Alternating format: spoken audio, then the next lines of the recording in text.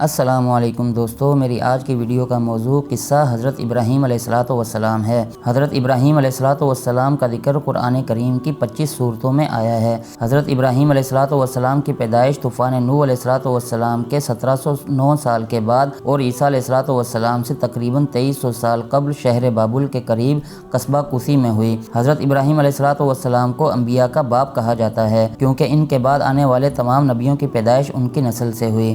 حضرت ابراہیم علیہ الصلوۃ والسلام کے والد کا نام آزر تھا، بعض کے نزدیک چچا کا نام آزر تھا۔ آزر بت بناتے تھے۔ حضرت ابراہیم علیہ الصلوۃ والسلام بچپن میں والد کے کہنے پر بتوں کو بازار میں بیچنے جاتے تو یہ آواز لگاتے تھے، ایسے بت لے لو جو نہ نفع پہنچاتے ہیں نہ نقصان پہنچاتے ہیں۔ عراق کا بادشاہ نمرود خدائی کا دعوے دار تھا اور اس کی قوم مختلف بتوں کی پوجا کرتی تھی۔ نمرود کے دربار میں نجومی اور جادوگر رہتے تھے، وہ اسے غیب کی باتیں بتاتے تھے۔ ایک دن نجومیوں نے بادشاہ سے ڈرتے ڈرتے عرض کی کہ آپ کے ملک میں ایک ایسا لڑکا پیدا ہونے والا ہے جو لوگوں کو آپ کی اور بتوں کی پوجا سے روکے گا اور آپ کی حکومت کو تباہ کر دے گا۔ یہ سنتے ہی بادشاہ نے حکم دیا کہ شہر کی ساری عورتوں کو ایک مکان میں جمع کر دیا جائے اور جس کے بھی لڑکا پیدا ہو فوراً مار ڈالا جائے۔ سپاہیوں نے نمرود کے حکم پر ہزاروں بچوں کو قتل کیا۔ دوسری طرف حضرت ابراہیم علیہ الصلوۃ والسلام کے والد کو معلوم ہوا کہ ان کے یہاں بچے کی پیدائش ہونے والی ہے، چنانچہ حضرت ابراہیم علیہ الصلوۃ والسلام کے باپ آزر نے اپنی بیوی کو ایک پہاڑ کے غار میں چھپا دیا جہاں حضرت ابراہیم علیہ الصلوۃ والسلام پیدا ہوئے۔ محمد بن اسحاق کا بیان ہے کہ حضرت ابراہیم علیہ الصلوۃ والسلام کی والدہ کو جب درد ذا ہوا تو رات کو نکل کر قریب کے ایک غار میں چلی گئیں۔ غار کے اندر حضرت ابراہیم علیہ الصلوۃ والسلام پیدا ہوئے۔ نوزائیدہ بچے کا جو کام ہوتا ہے وہ سب کام ٹھیک کر کے غار کا دروازہ بند کر کے گھر کو لوٹ آئیں، پھر دیکھ بھال کرتی رہیں۔ جب وہاں جاتیں تو حضرت ابراہیم علیہ الصلوۃ والسلام کو زندہ انگوٹھا چوستے پاتیں۔ ابو ورق کا بیان ہے کہ ایک روز حضرت ابراہیم علیہ الصلوۃ والسلام کی ماں نے کہا، آج میں اس کی انگلیاں دیکھوں گی۔ چنانچہ انگلیاں دیکھیں تو آپ ایک انگلی سے پانی، دوسری سے شہد، تیسری سے دودھ، چوتھی سے چھوارا اور پانچویں سے گھی چوس رہے تھے۔ حضرت ابراہیم علیہ الصلوۃ والسلام جب پیدا ہوئے تو نمرود کا دور تھا اور بت پرستی کا بڑا زور تھا۔ حضرت ابراہیم علیہ الصلوۃ والسلام ایک دن ان بت پرستوں سے فرمانے لگے کہ یہ تو پرستش کے لائق نہیں، پرستش کے لائق تو صرف ایک اللہ رب العزت کی ذات ہے۔ وہ لوگ بولے، ہمارے تو باپ دادا بھی انہی مورتیوں کی پوجا کرتے چلے آئے ہیں، مگر آج تم ایک ایسے آدمی پیدا ہو گئے ہو جو ان کی پوجا سے روکنے لگے ہو۔ آپ علیہ الصلوۃ والسلام نے فرمایا، تم اور تمہارے باپ دادا سب گمراہ ہیں، حق بات یہی ہے جو میں کہتا ہوں کہ تمہارا اور زمین و آسمان سب کا رب وہ ہے جس نے ان سب کو پیدا فرمایا، اور سن لو، میں خدا کی قسم کھا کر کہتا ہوں کہ تمہارے ان بتوں کو میں سمجھ لوں گا۔ چنانچہ ایک دن جب کہ بت پرست اپنے سالانہ میلے پر باہر جنگل میں گئے ہوئے تھے، حضرت ابراہیم علیہ الصلوۃ والسلام ان کے بت خانے میں تشریف لے گئے۔ وہاں دیکھا کہ اس میں چھوٹے بڑے بہت سے بت ہیں اور دروازے کے سامنے ایک بہت بڑا بت ہے۔ ان جھوٹے معبودوں کو دیکھ کر توحید الہی کے جذبے سے آپ جلال میں آ گئے اور کلہاڑی سے مار مار کر بتوں کو چکنا چور کر ڈالا اور سب سے بڑے بت کو چھوڑ دیا اور کلہاڑی اس کے کندھے پر رکھ کر آپ بت خانے سے باہر چلے آئے۔ قوم کے لوگ جب میلے سے واپس آ کر بت پوجنے اور پرساد کھانے کے لیے بت خانے میں گھسے تو یہ دیکھ کر حیران رہ گئے کہ ان کے دیوتا ٹوٹے پھوٹے پڑے ہیں۔ ایک دم سب بوکھلا گئے اور شور مچا کر چلانے لگے، قالوا من فعل هذا بآلهتنا انه لمن الظالمین۔ ترجمہ، کہنے لگے، کون ہے جس نے ہمارے خداؤں کے ساتھ یہ کام کیا؟ بے شک وہ ظالم ہے۔ تو کچھ لوگوں نے کہا کہ ہم نے ایک جوان کو جس کا نام ابراہیم ہے، اس کو خود اپنے کانوں سے ان بتوں کو برا بھلا کہتے ہوئے سنا ہے۔ قوم نے کہا کہ اس جوان کو لوگوں کے سامنے لاؤ، شاید لوگ گواہی دیں کہ اس نے بتوں کو توڑا ہے۔ چنانچہ حضرت ابراہیم علیہ الصلوۃ والسلام بلائے گئے تو قوم کے لوگوں نے پوچھا کہ اے ابراہیم، کیا تم نے ہمارے خداؤں کے ساتھ یہ سلوک کیا ہے؟ تو حضرت ابراہیم علیہ الصلوۃ والسلام نے فرمایا کہ تمہارے اس بڑے بت نے کیا ہوگا، کیونکہ کلہاڑی اسی کے کندھے پر ہے۔ آخر تم لوگ ان ٹوٹے پھوٹے خداؤں سے ہی کیوں نہیں پوچھتے کہ کس نے توڑا ہے انہیں؟ اگر یہ بت بول سکتے ہیں تو ان سے ہی پوچھ لو، وہ خود بتا دیں گے کہ کس نے توڑا ہے انہیں۔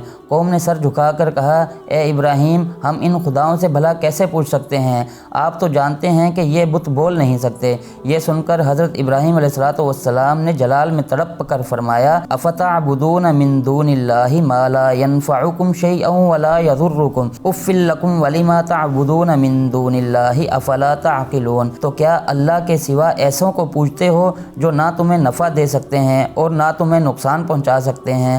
تف ہے تم پر اور ان بتوں پر جن کو اللہ کے سوا پوجتے ہو، کیا تمہیں عقل نہیں ہے؟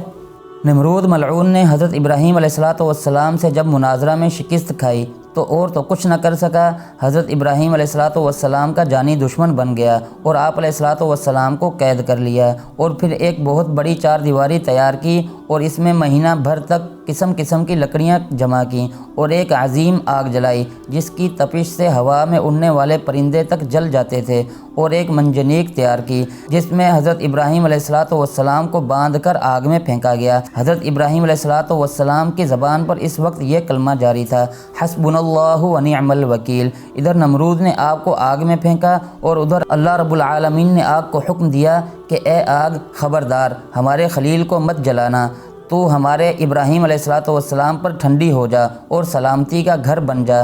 چنانچہ وہ آگ حضرت ابراہیم علیہ السلام کے لیے باغ و بہار بن گئی اور نمرود کی ساری کوشش بیکار چلی گئی۔ حضور اکرم صلی اللہ علیہ وسلم نے ایک مرتبہ حضرت جبرائیل علیہ السلام سے پوچھا اے جبرائیل کبھی تجھے آسمان سے مشقت کے ساتھ بڑی جلدی اور فوراً بھی زمین پر اترنا پڑا ہے؟